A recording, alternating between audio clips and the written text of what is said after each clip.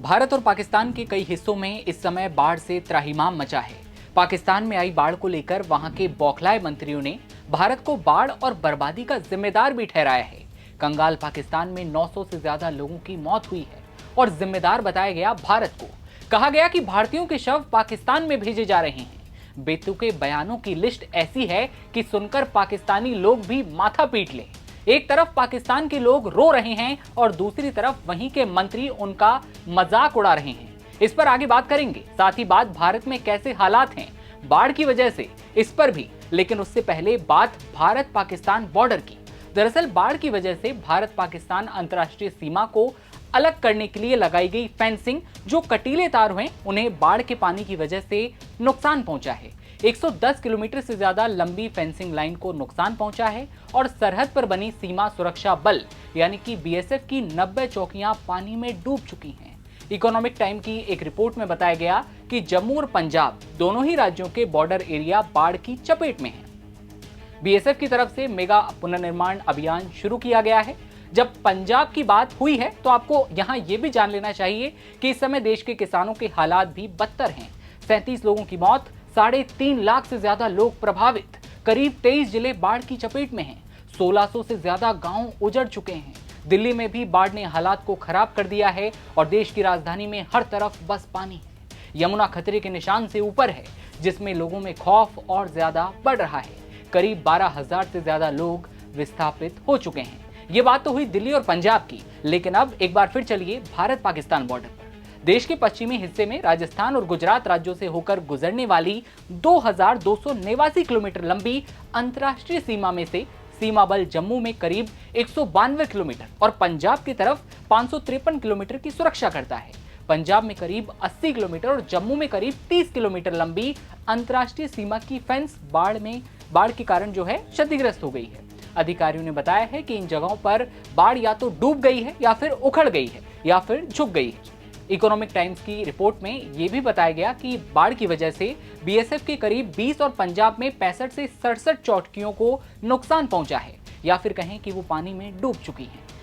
बल के कई अग्रिम रक्षा बिंदु, एफडीपी और या ऊंचाई पर स्थित निगरानी चौकियां भी प्रभावित हुई हैं। एक अधिकारी ने पीटीआई भाषा को बताया कि बल ने अब इन दोनों क्षेत्रों में बाढ़ और सीमा चौकियों यानी कि बीओपी को बहाल करने के लिए एक महायुद्ध शुरू किया है ताकि सैनिक उन पर फिर से कब्जा कर सकें। बीएसएफ ने इन इलाकों में बाढ़ और चौकियों की मरम्मत और पुनर्स्थापन के लिए मेगा अभियान शुरू कर दिया है ताकि जवान एक बार फिर से अपनी चौकियों पर तैनात हो सकें। फिलहाल इन प्रभावित क्षेत्रों की निगरानी ड्रोन, बड़े सर्चलाइट, नावों से गश्त और इलेक्ट्रॉनिक उपकरणों के जरिए की जा रही है। यहां अधिकारियों के अनुसार पानी धीरे धीरे कम हो रहा है और बीएसएफ जल्द ही अपनी पुरानी स्थिति में लौट आएगी। हमने आपको अब तक भारत में बाढ़ और भारत पाकिस्तान बॉर्डर पर जो कटीले तार वाली लाइन है वहां आए फ्लड के बारे में बताया। अब बात करते हैं पाकिस्तान में आई बाढ़ के बारे में। पाकिस्तान में लाखों लोगों का जीना दुश्वार है। हमारे पड़ोसी पाकिस्तान में बाढ़ से अब तक 900 से ज्यादा लोगों की मौतें हो चुकी हैं और 2,50,000 से ज्यादा लोगों को अपना घर छोड़ना पड़ चुका है। बड़े पैमाने पर फसलें तबाह हैं। जहां एक तरफ बाढ़ का कहर जारी है तो दूसरी ओर पाकिस्तान के रक्षा मंत्री की ओर से अजीबोगरीब बयान दिया जाता है। ऐसा बयान जिसे सुनकर आप भी माथा पीट लेंगे। कह रहे हैं कि पाकिस्तानियों को बाढ़ का पानी स्टोर कर लेना चाहिए। यहां तक कहा कि पानी को बाल्टियों और डब्बों में भरकर स्टोर करें और बाद में काम में लें। जी हां, जब लोग अपने घर खो चुके हैं, खाना नहीं है, पीने का साफ पानी नहीं है, तब मंत्री जी सलाह दे रहे हैं कि बाढ़ का पानी स्टोर करिए। कभी राहत और पुनर्वास की बात करने वाले नेता अब बाढ़ पीड़ितों का मजाक उड़ाते दिखे। बाढ़ के इस संकट को लेकर एक तरफ आम जनता रो रही है, चीख रही है, तो दूसरी तरफ सत्ता के गलियारों में गैर जिम्मेदार बयानबाजी जारी है। दरअसल सोशल मीडिया पर एक पाकिस्तानी टीवी चैनल की क्लिप सामने आई जिसमें एंकर फोन पर ख्वाजा आसिफ से बात करते हैं और एंकर बाढ़ पर सवाल करता है। तो आसिफ साहब कहते हैं कि पानी को बाल्टियों और डब्बों में स्टोर करें और बाद में काम में ले लें। पानी को हमें आशीर्वाद के तौर पर देखना चाहिए।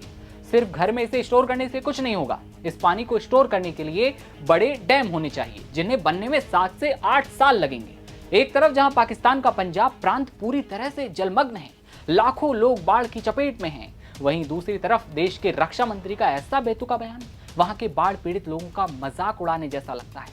आसिफ का ये वीडियो सोशल यूजर्स के बीच चर्चा बटोर रहा है। हालांकि एनबीटी इस वीडियो की सत्यता की पुष्टि नहीं करता।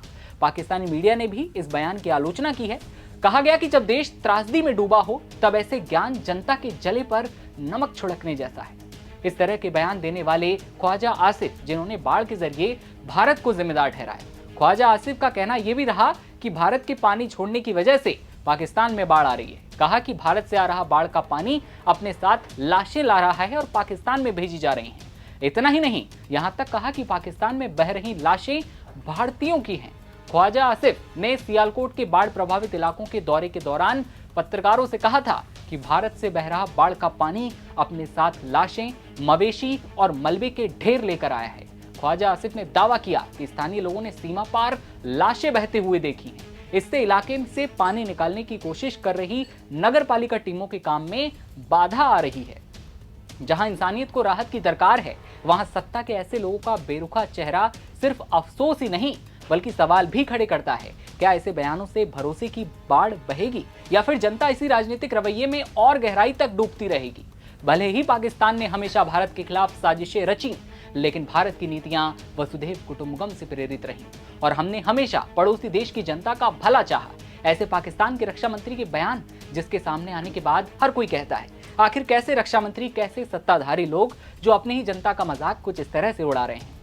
ऐसे बयान पर पाकिस्तान में जिस तरह से हालात हैं, उन खबरों पर, साथ ही भारत में जो अभी खबरें आई हैं बाढ़ को लेकर, वो हमने आप तक पहुंचाई हैं। देश की राजधानी में कैसे हालात हैं वो हमने आपको बताए। भेजा जा रहा है और देखिए यहाँ पर अधिकारी अभी स्थिति कंट्रोल में है। जो मैक्सिमम पानी हथनी कुंड से आया है वो शाम तक दिल्ली पहुंचने की अपेक्षा है, पर उसके बावजूद भी हमारा जो आउटफॉल है यहाँ से पानी का वो ठीक स्थिति में जा रहा है। जो व्यवस्थाएं हमें यहाँ के निवासियों के लिए करनी थी वो सारी विभाग द्वारा की गई है, उससे और बेहतर करेंगे। मैंने खुद यहाँ लोगों से मैं मिली हूँ और उनकी नीचे मकानों की व्यवस्था भी देखी है।